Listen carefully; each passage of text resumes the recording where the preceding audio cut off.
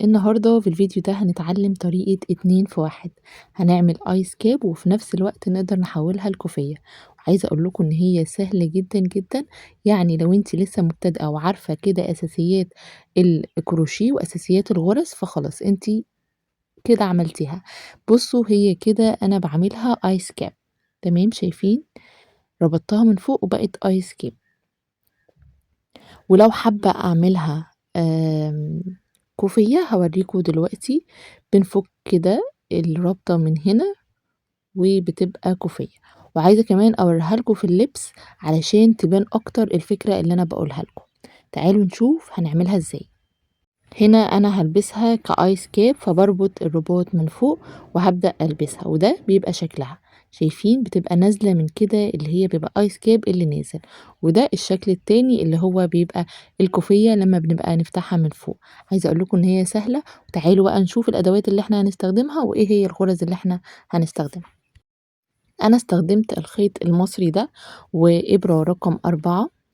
وهاقول لكم مقاسات الآيس كاب هتبقى عاملة إزاي لو أنتِ عايزاها مقاس كبير، وطبعًا المقاسات ممكن تختلف لو أنتِ عايزاها أصغر وكل ده هنقوله في الفيديو. واستخدمت هنا إبرة التنضيف وكمان المازورة عشان أقيس الطول والعرض بتاع الكوفية. وبتاع الآيس كاب. إحنا دلوقتي بنعمل 2 في 1 آيس كاب في كوفية. أول حاجة باعملها وهي عقدة البداية واتعلمناها مع بعض في أساسيات الكروشيه. اللي مش عارف أو لسه أول مرة بيشوف الفيديو ده فأنا عاملة سلسلة تعليم من البداية لحد الاحتراف. فإن شاء الله كده لو انت لسه بتبدأي تتعلمي كروشيه فإن شاء الله القناة دي ليكي علشان تتابعي معايا وتعملي أحسن مشاريع إن شاء الله جاية.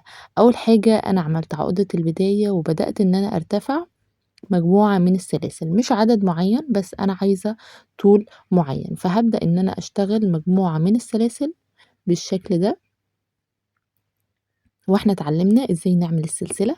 فانا هنا شغالة مجموعة من السلاسل عايزة طول السلسلة اللي انا هعملها دي 30 سنتي. طب 30 سنتي ده ايه؟ ده طول الايس كاب وطول الكوفية نفسه.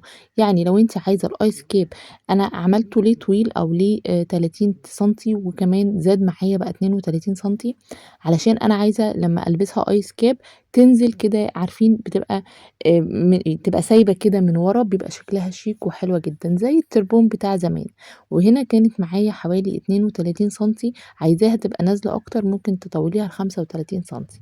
عايزاها لطفل طبعا بتقللي الطول بتاع الايس كاب او الكوفية. هبدأ بعد كده ألف الخيط على الإبرة وأسيب أول سلسلتين وبعد كده أدخل في السلسلة التالتة بالشكل ده. وأنا لفة الخيط على الإبرة وأدخل وأسحب الخيط من نفس المكان. هيتبقى لي 3 خيوط على الإبرة هسحبهم مرة واحدة ودي غرزة النص عمود واتعلمناها بالتفصيل في فيديوهات قبل كده. هدخل في السلسلة اللي بعدها وهعمل نفس الغرزة وهي غرزة النص عمود بالشكل ده. بلف الخيط على الإبرة وبدخل في السلسلة اللي بعدها على طول وبسحب الخيط ويتبقى لي 3 على الإبرة. بالف الخيط كده وبسحبهم من التلاتة. ودي زي ما اتفقنا غرزة النص عمود. هفضل اشتغل في كل سلسلة هتقابلني غرزة نص عمود لحد نهاية السطر. وهنا وصلت لنهاية السطر شايفين غرز النص عمود بالشكل ده. هبدأ السطر التاني هرتفع 1 2 سلسلتين وأبدأ ألف الشغل بالشكل ده. ودي تاني سطر السلسلتين اللي أنا ارتفعتهم هسيبهم هلف الخيط على الإبرة وأسيب السلسلتين وأدخل في السلسلة التالتة وأدخل في الضلع الخلفي. احنا كنا بندخل كده. لا أنا مش هدخل في السلسلة كاملة أنا هدخل شايفين في نص السلسلة كده في الضلع الخلفي وهسحب الخيط وهيتبقى لي 3 على الإبرة ودي غرزة النص عمود. بلف تاني وفي السلسلة اللي بعدها على طول في الضلع الخلفي. كل شغلنا في السطور الجاية هيبقى في الضلع الخلفي. الضلع الخلفي اللي هو بتاع السلسلة عندنا ضلعين بدخل في الضلع الخلفي اللي هو ده شايفين بدخل فيه كده وأسحب نص عمود بالشكل اللي انتوا شايفينه ده.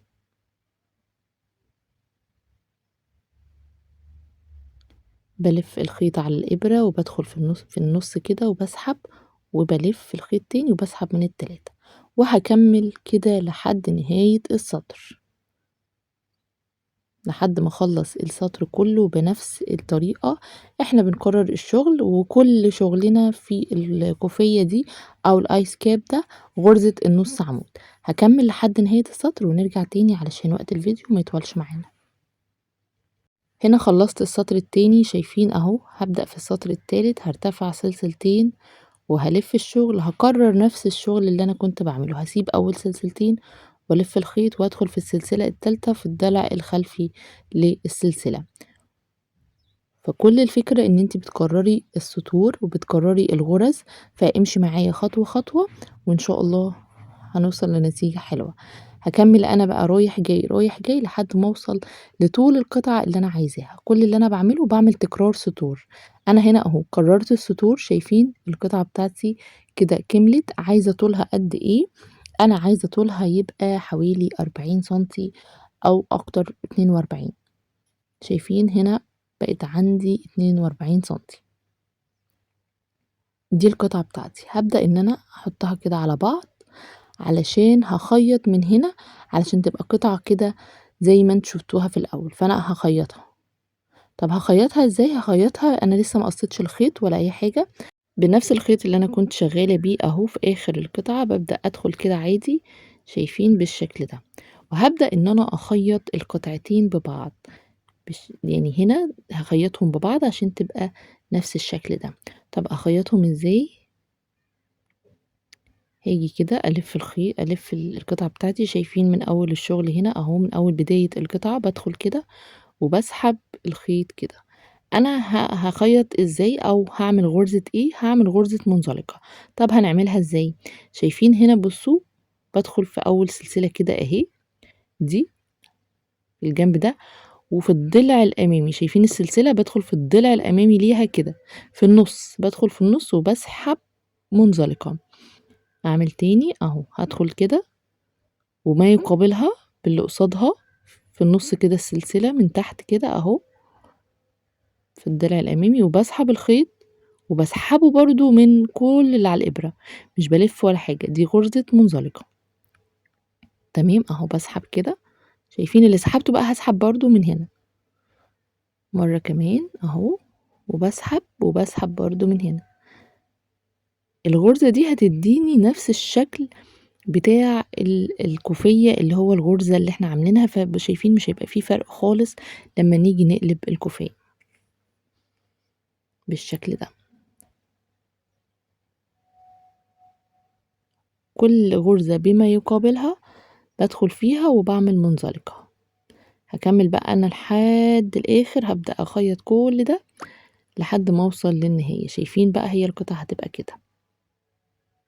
خلصت بعمل غرزة سلسلة وبقص الشغل، خلصت خلاص للآخر، خيطتها للآخر تمام. وبقيت القطعة اهي. نقلب بقى القطعة كده، شايفين مش باين بداية ولا نهاية للقطعة. هقلبها بالشكل ده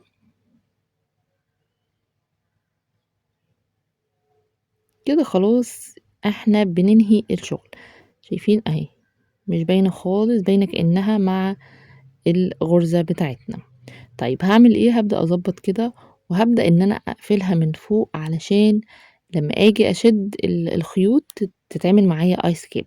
طب هنعملها ازاي؟ تعالوا نشوف. انا هعمل سلسلة، هشتغل سلسلة عادية بطول القطعة بتاعتي اللي هي يعني الدوران بتاع القطعة بتاعتي. هبدأ ان انا اشتغل سلسلة بدوران القطعة. هنا عملت اهو السلسلة بدوران القطعة. هيجي بقى بإبرة التنظيف وهاخد السلسلة كده، هبدأ اخيطها او هدككها زي ما بيقولوا. هاجي كده في مكان الخياطة اللي انا كنت مخيطاها بالشكل ده كده اهو، وهاجي ادككها كده. شايفين كأني هخيط عادي. هاجي في النص كده اهو وهبدأ اخيط كده، شايفين بالشكل ده كده.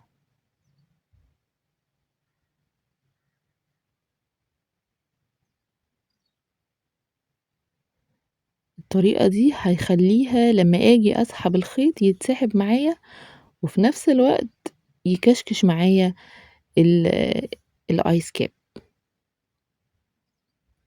أسيب هنا شوية أهو، وأبدأ إن أنا بقى أشتغل بنفس الفكرة، كده من تحت ومن فوق كده بالشكل ده، بادكِّك القطعة معايا.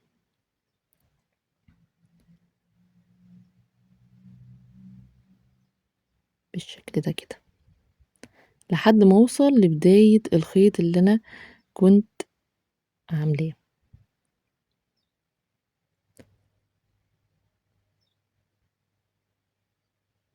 بالشكل ده.